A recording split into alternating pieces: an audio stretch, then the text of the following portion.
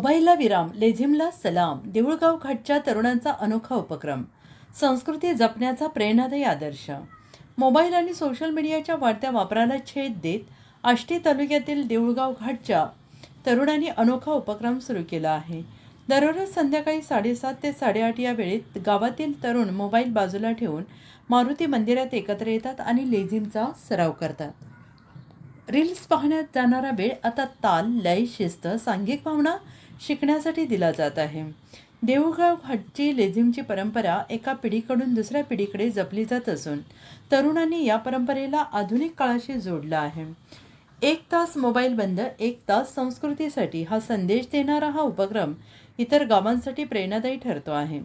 रील्समध्ये वेळ घालवण्यापेक्षा लेझिमच्या तालात संस्कृती जगूया असा महत्त्वपूर्ण आदर्श या माध्यमातून देण्यात येतो आहे.